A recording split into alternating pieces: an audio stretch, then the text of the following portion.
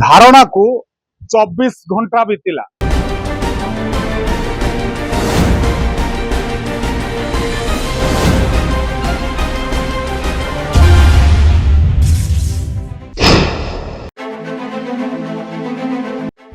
जदि कहबा सरकार कहउचंती लोकंक सरकार, तेबे एठारे लोक किभली भाबे कष्ट पाउचंती तार ज्वलंत उदाहरण देखि पारुचंती आपण मानक सम्मुख रे।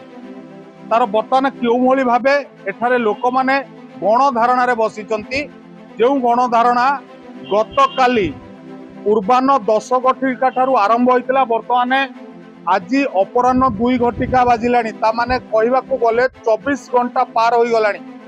तेबे जो गणधारणा कहीं रही ना, जाजपुर जिलार जो बिंजारपुर गोष्ठी स्वास्थ्य केन्द्र अच्छी ता अधीन जो रही जरी प्राथमिक स्वास्थ्य केन्द्र रे डाक्तर ठारू आरंभ करी नाना पदवी खाली पड़ता और यार स्थायी नियुक्ति नहीं ये जो दाबी चली, ये दाबी की 24 घंटा बीती थिले सुधा वर्तमान पर्यंत केवल जे गोष्ठी स्वास्थ्य अधिकारी क्षितिश नायक छड़ा वर्तमान कौनसी विभागीय उच्च पदस्थ अधिकारी ए धारणा स्थल रे पहुंची नांती, जे कि धारणाकारी माने आउ एक चेतावनी देला भली एक कथा सामना को आसी जे आज धारणा देवे, आज परे आसंता काली ठारू आमरण अनशन आरंभ करिवे। तेबे तो सीधा सीधी भाव कहया गले आंचलिक बुद्धिजीवी मंच जो गणधारणाटी आरंभ करिछि तार अछंती संपादक अछंती ब्रह्मानंद मल्लिक अछंती। सीधा सीधी भाव तांको प्रतिक्रिया नवा। श्रीजुक्त मल्लिक स्वागत करी शपथ न्यूज को। आज की 24 घंटा बीतिला, आपणकर दाबी जहाँ जहाँ रही केवल जहाँ कहवा गोष्ठी स्वास्थ्य अधिकारी आपण निकट को आसी कौन कहीकि जाइचंती, या परे आपणकर गणधारणा भी बंद होई नाही बा विराम लगी नाही। तो आज पर्यंत आपण धारणा रे अड़ी बसिचंती, कौन रही घटना? आज्ञा गत काली सकाळ ठारू आंदोलन आम चालू रखीचु, गणधारणा चालू रखीचु। आज 24 घंटा ऊर्ध हो जाइए। गत काली अपराह्न 3टा समय सीडीएम महोदय निर्देश क्रमे आम बिंजारपुर गोष्ठी स्वास्थ्य केन्द्र मेडिकल अफिसर आसते आम सहित आलोचना पर्यालोचना कले। आम दाबी संपर्क में आम अवगत करइलु। आमर मुख्य दाबी था स्थायी डाक्तर नियुक्ति। और सार कहले जे स्थायी नियुक्ति आम दे पारु, राज्य अवस्थायी आम 3 दिन सप्ताह देवु।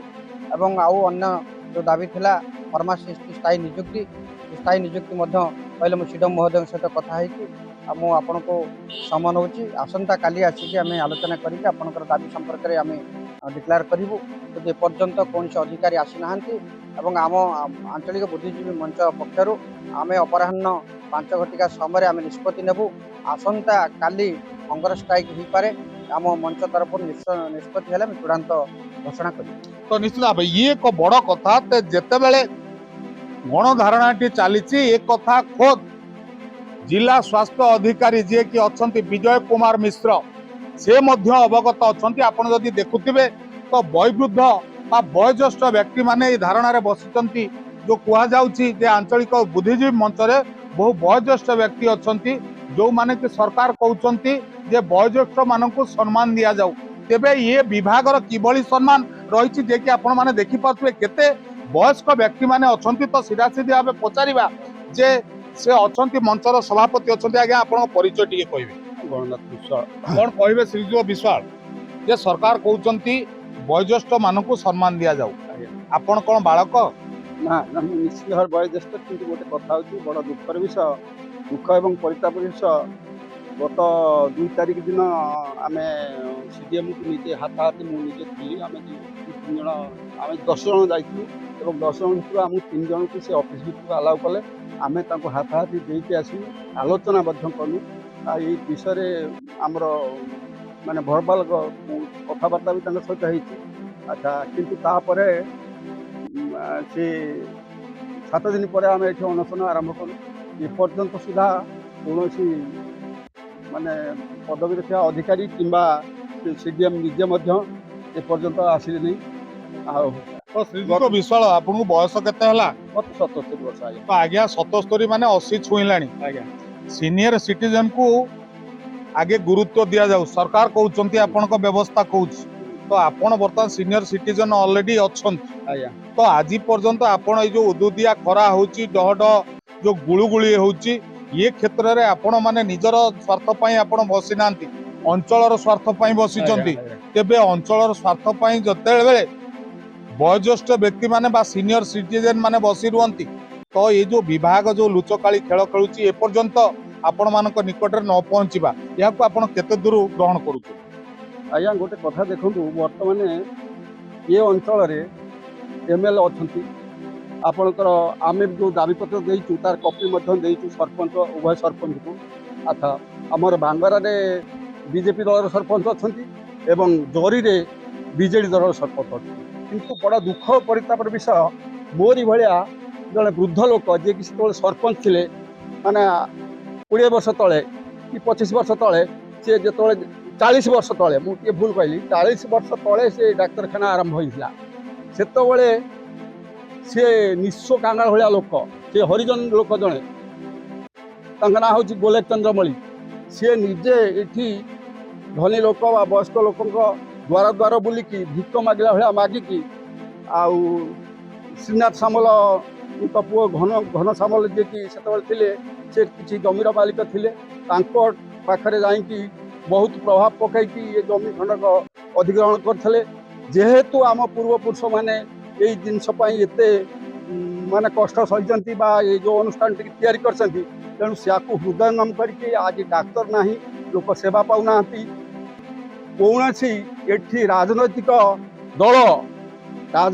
ଦଳ କିମ୍ବା କୌଣସି ସରପଞ୍ଚ ବା ନେତା ଯେହେତୁ ଏଇ ଡାକ୍ତରଖାନାର ବ୍ୟବସ୍ଥା କଲେ ନାହିଁ ଡାକ୍ତର ରହିବା କିମ୍ବା ସ୍ୱାସ୍ଥ୍ୟ ସେବା ପର୍ଯ୍ୟାପ୍ତ ସ୍ୱାସ୍ଥ୍ୟ ସେବା ଜନସାଧାରଣ ପାଇବା ପାଇଁ, ତେଣୁ ଏଇଟା ହରିଜନ ବହୁଳ ଅଞ୍ଚଳ।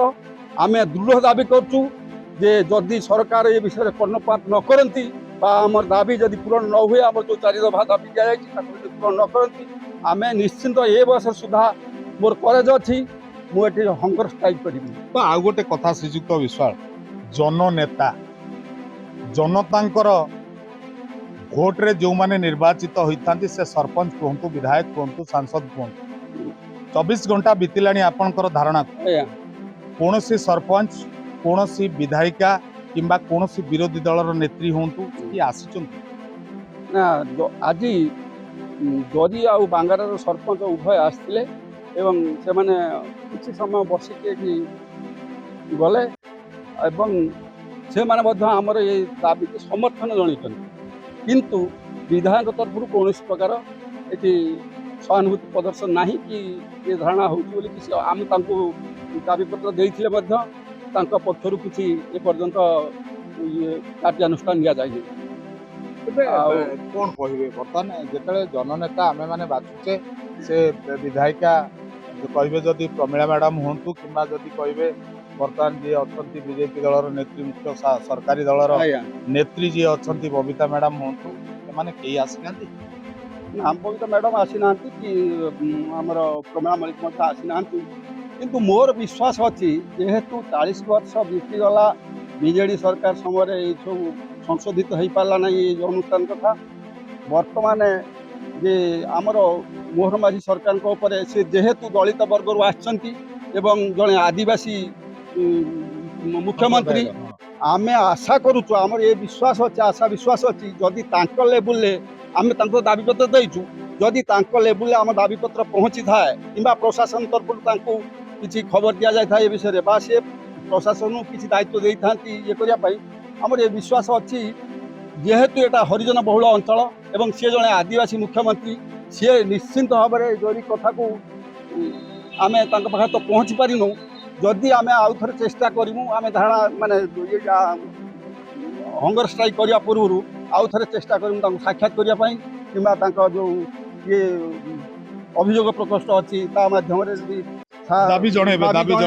ତ ନିଶ୍ଚିତ ଇଏ ଗୋଟେ ବଡ କଥା ଉଠୁଛି, ଯେତେବେଳେ ଅଭିଯୋଗ ଖୋଦ ମୁଖ୍ୟମନ୍ତ୍ରୀଙ୍କର ଅଭିଯୋଗ ପ୍ରକୋଷ୍ଠକୁ ଯିବ, ସେତେବେଳେ ଯେତେବେଳେ କୁହାଯାଉଛି ସେ ଜଣେ ଆଦିବାସୀ ସମ୍ପ୍ରଦାୟରୁ ଆସିଛନ୍ତି, ଜଣେ ଏଇ ଯୋଉ ଦୁଃଖୀ ରଙ୍କିଙ୍କର ଦୁଃଖ ବି ଜାଣିପାରିବେ, ତେବେ ସେ କିଭଳି ସେ ପଦକ୍ଷେପ ଗ୍ରହଣ କରିବେ ସେ ତ ସମୟ କହିବ। ତେବେ ଆଉ ଜଣେ ଅଛନ୍ତି ବୟୋଜ୍ୟେଷ୍ଠ ବ୍ୟକ୍ତି ଅଛନ୍ତି, ଆଜ୍ଞା ଆପଣଙ୍କ ପରିଚୟ? ମୁଁ ଆଜ୍ଞା ନିତ୍ୟାନନ୍ଦ ପରିଡ଼ା। ଆଜ୍ଞା କଣ କହିବେ ଶ୍ରୀଯୁକ୍ତ ପରିଡ଼ା, ଆପଣଙ୍କ ବୟସ ବର୍ତ୍ତମାନ ବୟସର ଅପରାହ୍ନରେ ଆପଣ ମାନେ ଏକ ପ୍ରକାର ପାଦ ଥାପିଲେଣି। ସରକାର କହୁଛନ୍ତି ସିନିୟର ସିଟିଜେନଙ୍କୁ ଗୁରୁତ୍ୱ ଦିଆଯାଉ, सर्वागे सेमानଙ୍କର ଦାବିକୁ ଗ୍ରହଣ କରାଯାଉ। ଲୋକ ବର୍ତ୍ତମାନ ଆପଣ 24 ଘଣ୍ଟା ବିତିଲା କେହି ଗ୍ରହଣ କରୁନାହାନ୍ତି। এইটা ବହୁତ ଦୁଃଖ ଏବଂ ପରିତାପର ବିଷୟ। ତେଣୁ ଆମେ ଗତକାଲି ଠାରୁ କାଲି 10ଟା ଠାରୁ ଏଠି ଗଣମାଧ୍ୟମ ଗଣଧାରଣା ବସିଥିଲେ ମଧ୍ୟ ଏପର୍ଯ୍ୟନ୍ତ ଆମର କୌଣସି କର୍ତ୍ତୃପକ୍ଷ ଏଠାକୁ ଆସିନାହାନ୍ତି କିମ୍ବା ଗୋଟେ ସନ୍ତୋଷଜନକ ଏଭଳି କୌଣସି ବି ସୂଚନା ଦେଇନାହାନ୍ତି। ତେଣୁକରି ଆମେ ତ ସ୍ଥିର କରିଛୁ ନିଶ୍ଚିତ ଆମେ ଏଇ ଗଣଧରଣାକୁ ବଜାଇ ରଖିବୁ ଯେପର୍ଯ୍ୟନ୍ତ ଆମର ଦାବି ପୂରଣ ନ ହୋଇଛି। ଯାହା ହଉ ଗୋଟେ କଥା ହେଉଛି ଇଏ ଏଟା ନିଶ୍ଚିତ ଇଏ ଯେଉଁ ଧାରଣା ପାଇଁ ବସିଛୁ ଏଟା ଆମର ବ୍ୟକ୍ତିଗତ ସ୍ୱାର୍ଥ କିଛି ନାହିଁ।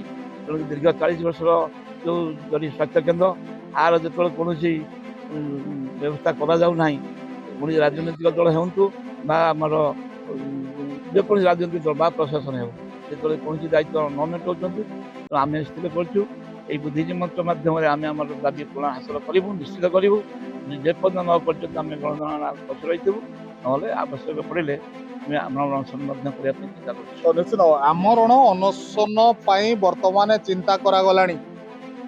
ତେବେ କାହିଁକି ବର୍ତ୍ତମାନ ସୁଦ୍ଧା ଏଇ ଯୋଉ ବয়োଜ୍ୟେଷ୍ଠ ବ୍ୟକ୍ତି ଅଛନ୍ତି ତ କିଛି ଅଛନ୍ତି ଆହୁରି କିଛି ବ୍ୟକ୍ତି ଅଛନ୍ତି ପଛକୁ ଯିବା ଟିକେ ତ ଆଜ୍ଞା ଆପଣଙ୍କ ପରିଚୟ କହିବେ କଣ କହିବେ କାହିଁକି ଏଠି ଆପଣ ଧାରଣାରେ ଅଛନ୍ତି 24 ଘଣ୍ଟା ବିତିଲା ଟିକେ ପରିଚୟ କୁହ। ମୋ ନାଁ ନୃସିଂହ ଧଳ ମାତ୍ର ମେଡ଼ିକାଲର 100 ମିଟର ଦୂରରେ ମୋ ଘର।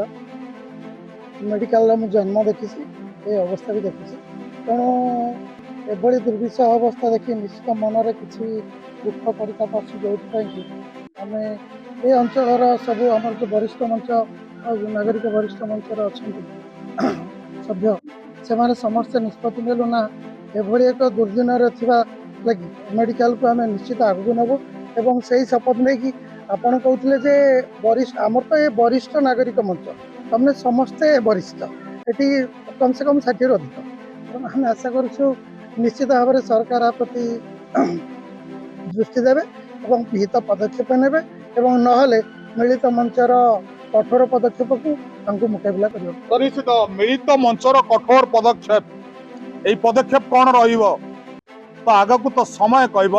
তেবে যদি জিলা শিক্ষা ক্ষমা করিবে জিলা স্বাস্থ্য অধিকারী আউ যে রহিଛନ୍ତି গোষ্ঠী স্বাস্থ্য অধিকারী কেবল গোষ্ঠী স্বাস্থ্য অধিকারী এ ঘটনাস্থলে পৌঁছি গতকালি যেভাবে ভাবে সান্ত্বনা দিয়ে যাইଥିଲେ তাহা ফলপ্রদ হয়নি।